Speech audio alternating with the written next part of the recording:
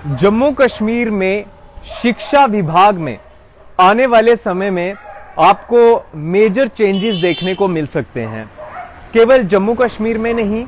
बल्कि पूरे ही देश भर में एजुकेशन सिस्टम जो है वो पूरी तरह से बदलने जा रहा है, पूरी तरह से ट्रांसफॉर्म होने जा रहा है। ये लाइव सेशन बहुत ज्यादा इंपॉर्टेंट है। अगर आप मिस नहीं करेंगे तो आप तक एक सटीक जानकारी पहुंच पाएगी कि आने वाले चंद दिनों के भीतर 10 दिन, 1 महीना, 6 महीने या फिर कुछ और समय आप तक एक शिक्षा का नया तौर तरीका लाया जा रहा है और जिसे आप अपने बच्चों को किस तरह से अब आगे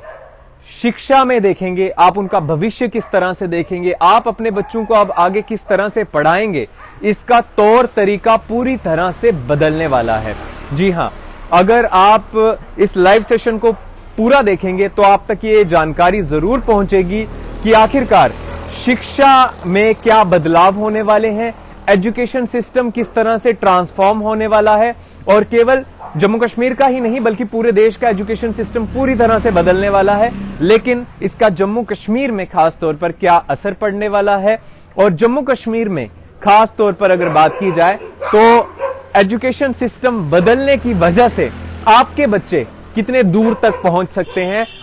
नई शिक्षा पहुंचने वाली है, यह बहुत ज्यादा जरूरी है। इसलिए हम कुछ चंद सेकंड्स और इंतजार करेंगे कि कुछ और लोग जल्दी से लाइव जुड़ जाएं ताकि हम ये सेशन शुरू करें। और ये सेशन बहुत ज्यादा इंपॉर्टेंट है। अगर आप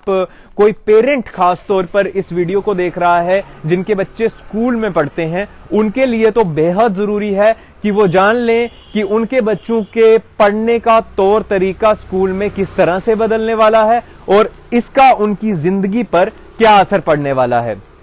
सरकार की तरफ से नई एजुकेशन पॉलिसी लाई गई थी 2020 में। अब वो पॉलिसी कहीं ना कहीं इंप्लीमेंट होने जा रही है और वो ग्राउंड लेवल पर हो सकता है आने वाले कुछ दिनों के भीतर ही आपको इंप्लीमेंट होती हुई नजर आएगी। और ये एजुकेशन पॉलिसी आपको मैं बता दूं कि कर्नाटक में इंप्लीमेंट हो चुकी है और कर्नाटक एक पहली ऐसी स्टेट बन चुकी है जिसने इस एजुकेशन पॉलिसी को इंप्लीमेंट कर दिया गया है। और ये एजुकेशन पॉलिसी किसी स्टेट या यूटी के लिए नहीं है बल्कि ये पूरे भारत के लिए है और जम्मू कश्मीर में भी आने वाले समय में ये एजुकेशन पॉलिसी जल्द ही इंप्लीमेंट हो सकती है। तो जो पेरेंट हैं खास तौर पर जिनके बच्चे स्कूल जाते हैं वो इस वीडियो को काफी ध्यान से देखें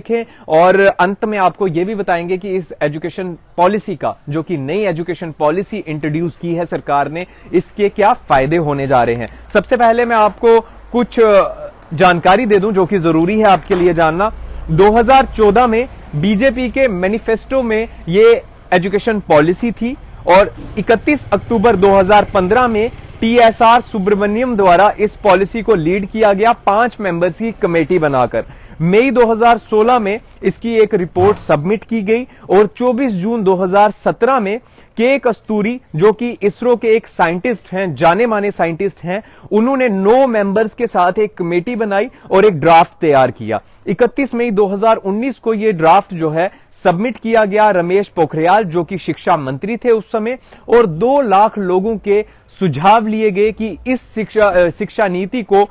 किस तरह से अपनाना चाहिए। 29 जुलाई 2020 को सरकार की तरफ से इस नई शिक्षा नीति को जो कि नई एजुकेशन पॉलिसी बनाई गई है इसे अप्रूवल मिल गया। इससे पहले की अगर बात की जाए तो 1986 की पॉलिसी इस समय है जो आपके बच्चे पढ़ रहे हैं। 1986 की पॉलिसी बनी हुई है जो इस समय आप और हम सब और आपके बच्चे स्कूलों में पढ़ रहे हैं उसी पॉलिसी के अनुसार। 1952 में नरसिम्हा राव के समय में कुछ माइनर चेंजेस इसमें लाए गए लेकिन अब जाकर यह पॉलिसी पूरी तरह से बदल दी गई है और इस पॉलिसी में अब क्या नया जोड़ा गया है यह मैं आपको बताना चाहूंगा, जिसमें मैं आपको बता दूं कि अब अगर आप लोग किसी प्रकार की भी स्कूली शिक्षा लेने जा रहे हैं या फिर कॉलेज लेवल पर जा रहे हैं या फिर यूनिवर्सिटी लेवल पर जा रहे हैं, अब आपके पास एक बहुत ही अच्छा विकल्प है और अब पूरी जानकारी आप तक पहुंचाएंगे। अब नई शिक्षा नीति के अनुसार मल्टीपल एंट्री और मल्टीपल एग्जिट के रास्ते खुले होंगे, यानी कि आप अगर एक क्लास में एडमिशन लेते हैं और उस क्लास में आपने फर्स्ट ईयर तक पढ़ लिया है, फॉर एग्जाम्पल आप 12वीं के बाद फर्स्ट ईयर में एडमिशन किसी बीएससी या फिर बीए में लेते हैं, और अगर आप उसके बाद 1 साल के बाद आप वो उसी स्ट्रीम को फॉलो नहीं करना चाहते और आप दूसरे सब्जेक्ट में जाना चाहते हैं, मान लीजिए आप बीएससी कर रहे हैं और अगर आप बीए करना चाहते हैं, 1 साल के बाद अगर आपने मन बना लिया कि आप बीए करना चाहेंगे, तो अगर आप बीए के लिए स्विच करेंगे, आपका पहले वाला जो साल है वो वेस्ट नहीं होगा, बल्कि जो आपका पहले वाला साल है उसका आपको सर्टिफिकेट मिल जाएगा, और अगर आप जब आप बीए करने के लिए जाएंगे तो उसके जो ग्रेड्स हैं वो उसमें ऐड कर दिए जाएंगे। अगर आप बीएससी को 2 साल तक पढ़ते हैं तो आपको एक डिप्लोमा दिया जाएगा, और उसके बाद आप जो दूसरा कोर्स लेने के लिए जाएंगे उसके आधार पर आपको ग्रेड सिस्टम मिल जाएगा। देखिए, ये बहुत ही बेहतरीन पॉलिसी सरकार के द्वारा फ्रेम की गई है, और जिसका आने वाले समय में सभी जम्मू कश्मीर के वासियों को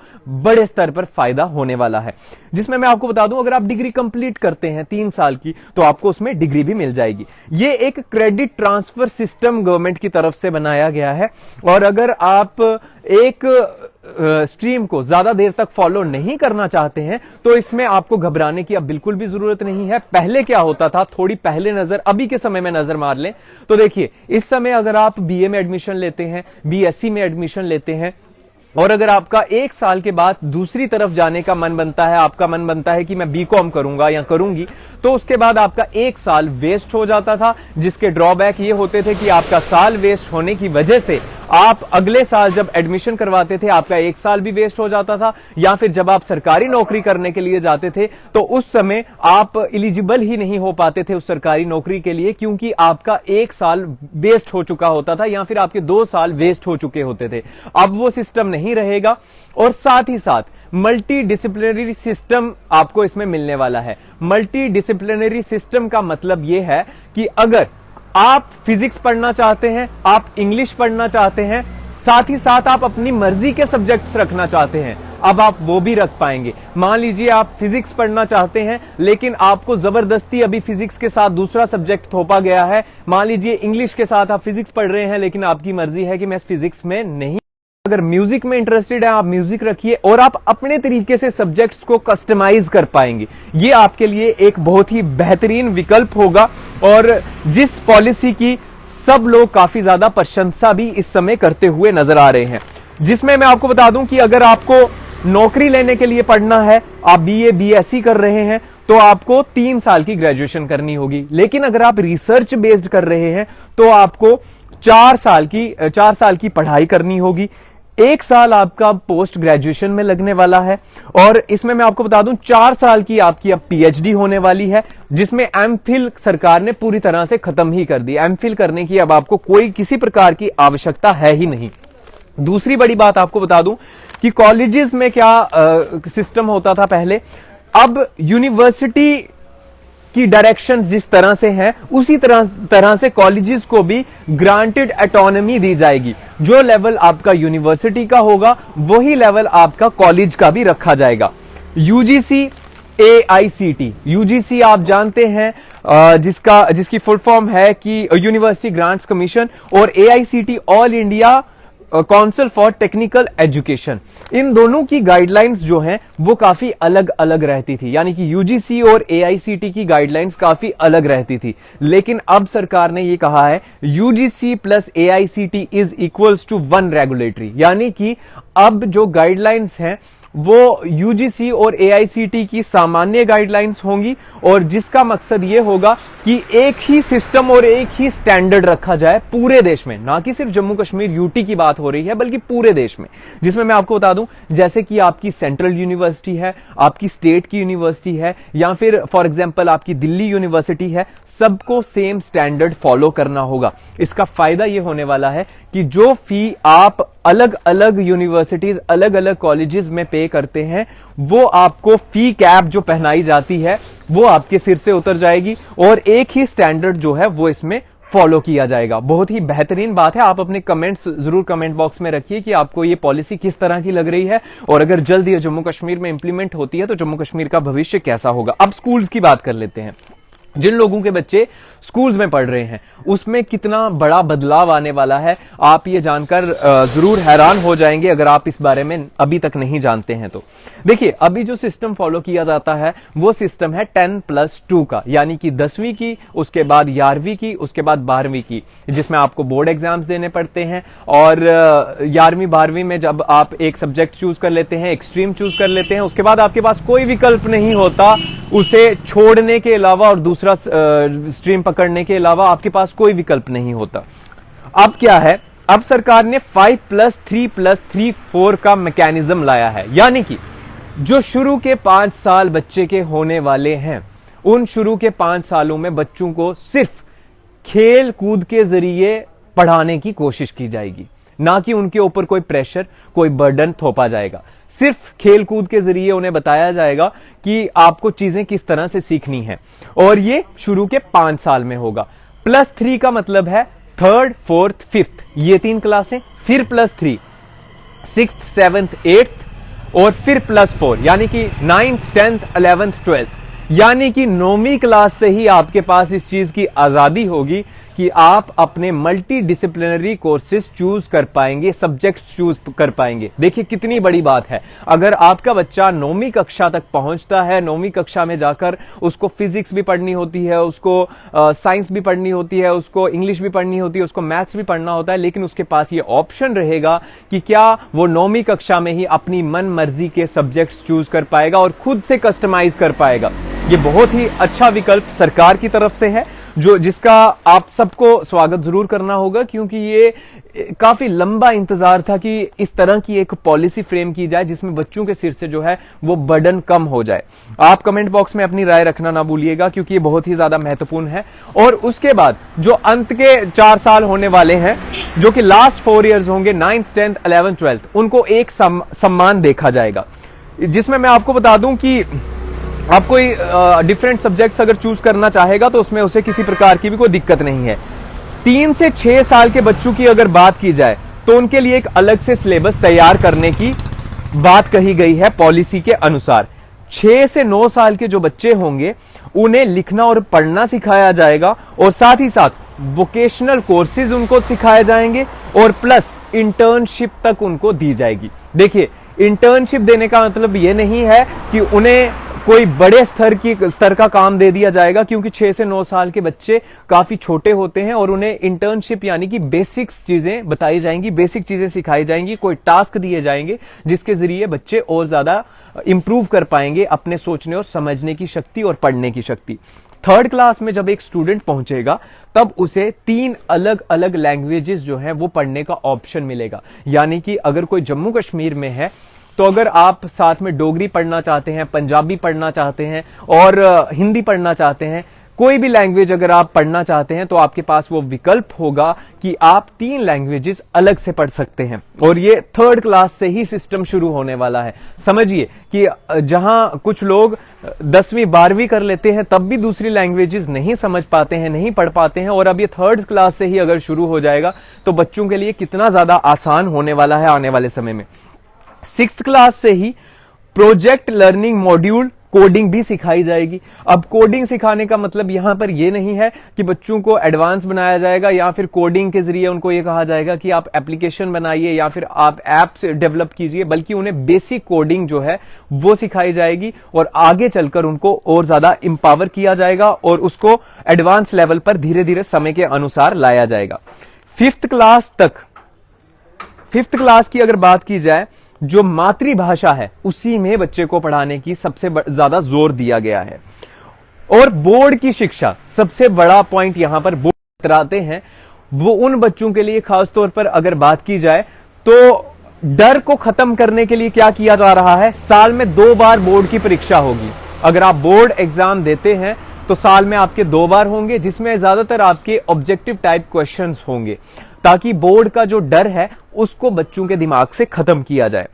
साथ ही साथ अगर इसमें एक और बड़े चेंज की बात की जाए तो बच्चों का जो रिपोर्ट कार्ड होगा, जिस समय इससे पहले क्या होता था कि अगर आप 6th 7th 8th क्लास में हैं तो नॉर्मली आपको जो टीचर हैं वो आपको ग्रेड दे देते थे आपका पेपर चेक करने के बाद, और बच्चे घर लाके अपना ग्रेड कार्ड दिखा देते थे, देखिए मम्मी पापा मैंने इतने स्कोर लिए हैं। लेकिन अब क्या होने वाला है,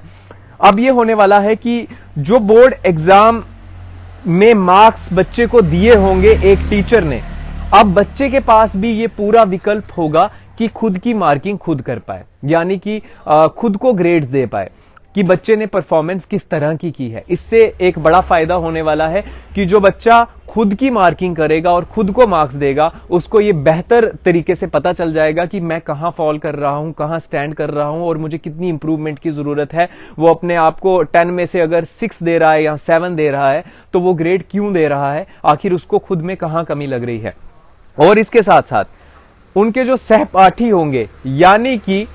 जो साथ के बच्चे होंगे, वो भी उसमें उस स्टूडेंट को ग्रेड दे। तो यानी कि एक बच्चा खुद को भी मार्किंग दे रहा है और साथ ही साथ उसका जो दोस्त है, उसका जो क्लासमेट है, वो भी उसको मार्किंग दे रहा है। तो कहीं ना कहीं ये बहुत ही ज्यादा फैमिलियर तरीका बनाया जा रहा है मार्किंग का भी, कि अब एक टीचर ही मार्किंग नहीं देगा बल्कि बच्चा खुद को खुद मार्क्स भी देगा और सहपाठी भी साथ में उसके जो है वो मार्किंग देंगे। तो ये बहुत ही ज्यादा दिलचस्प होगा जिस समय ये पॉलिसी इंप्लीमेंट हो जाएगी, और बच्चों का उस समय जो है रिस्पॉन्स देखने वाली बात होगी कि आखिरकार वो किस तरह से इस चीज को लेते हैं। तो इसके साथ साथ नेशनल असेसमेंट सेंटर भी बनाए जाएंगे कॉमन एग्जाम लेने के लिए, कॉलेजेस में दाखिला लेने के लिए। और उसके साथ साथ जब स्कूल से बाहर बच्चे निकलेंगे तो उसके बाद उनके पास एक अलग ही लेवल का वोकेशनल स्किल्स होंगी, जिसकी वजह से वो आसानी के साथ कोई भी एग्जाम जो है वो क्लियर कर पाएंगे। हालांकि सरकार ने यह भी कहा है कि जीडीपी का 6% जो है वो अब एजुकेशन पर इन्वेस्ट किया जाएगा। इससे पहले 4.3% जो है वो इन्वेस्ट किया जाता था। अब इसके कुछ ड्रॉबैक की बात कर लेते हैं कि इस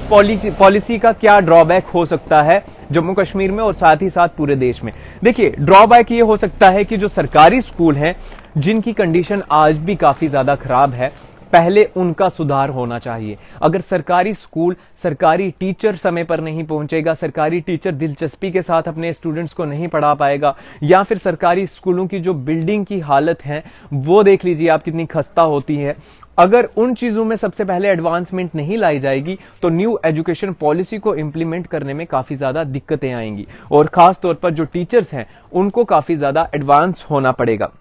इसके साथ 100 यूनिवर्सिटीज जो कि इंटरनेशनल यूनिवर्सिटीज होंगी वो पूरे भारतवर्ष में अपने कैंपस खोलने जा रही हैं। अगर 100 यूनिवर्सिटीज पूरे भारत में अपने कैंपस खोलेंगी तो इसका ये एक ड्रॉबैक हो सकता है कि वो काफी ज्यादा एक्सपेंसिव भी हो सकता है, और साथ ही साथ जितने भी अच्छे टीचर्स हैं वो उन बड़ी यूनिवर्सिटीज में जाकर पढ़ाना शुरू कर देंगे। तो कहीं ना कहीं जो मिडिल क्लास तबके के लोग हैं उनको इसके लिए काफी ज्यादा इसका एक ड्रॉबैक झेलना पड़ सकता है आने वाले समय में। हालांकि कर्नाटक द्वारा ये पॉलिसी जो है इसको इंप्लीमेंट कर दिया गया है, और अब जम्मू कश्मीर में ये पॉलिसी कितनी जल्दी इंप्लीमेंट होती है ये देखने वाली बात होगी। और इस पूरी पॉलिसी में जो जो पॉइंट्स मैंने रखे हैं उन पॉइंट्स को सुनकर और समझकर आपको क्या लग रहा है कि ये पॉलिसी किस तरह से काम आएगी, क्या ये पॉलिसी बच्चों के भविष्य के लिए बेहतर साबित होगी भी या नहीं होगी, वो आप कमेंट बॉक्स में अपनी राय जरूर दीजिए। और जब ये पॉलिसी जम्मू कश्मीर में भी इंप्लीमेंट हो जाएगी तो आपको क्या लगता है कि आपके बच्चों का भविष्य किस तरह का होगा, क्या सरकार ने ये सही फैसला लिया है या फिर इसमें किसी प्रकार की अमेंडमेंट की जरूरत अभी भी है। हालांकि आप ये केवल अपने सुझाव दे सकते हैं क्योंकि इस पॉलिसी को अप्रूवल मिल चुका है और अब ये धीरे धीरे करके कुछ स्टेट्स और यूटीज में इंप्लीमेंट हो रही है। तो कहीं ना कहीं इस पॉलिसी के आने के बाद अब ये देखना जरूरी होगा कि आखिरकार एजुकेशन सेक्टर का खास तौर पर क्या भविष्य होता है जम्मू कश्मीर का और साथ ही साथ पूरे भारत का। लेकिन कहीं ना कहीं कुछ चीजें काफी ज्यादा इंटरेस्टिंग भी रखी गई हैं। हालांकि कुछ ड्रॉबैक्स भी हर एक चीज के होते हैं, लेकिन ड्रॉबैक्स इस समय काफी ज्यादा कम है इस पॉलिसी को लेकर। लेकिन इस पॉलिसी के जो प्लस पॉइंट हैं वो काफी ज्यादा देखने को मिल रहे हैं, और इस पॉलिसी के तहत आने वाला जो भविष्य है हमारे बच्चों का, हमारे आने वाले कल का, जो कि बच्चे आगे चलकर इस पॉलिसी के तहत पढ़ने वाले हैं, वो कितना ज्यादा एडवांस होगा और उनको इस पॉलिसी के साथ कितनी मदद होगी ये देखना जरूरी होगा, क्योंकि जो बोझ है बच्चों के सिर पर काफी ज्यादा छोटे होते ही उनके सिर पर जो बोझ थोप दिया जाता है, उस बोझ को कम करने की यहां पर कोशिश सरकार द्वारा जरूर की गई है।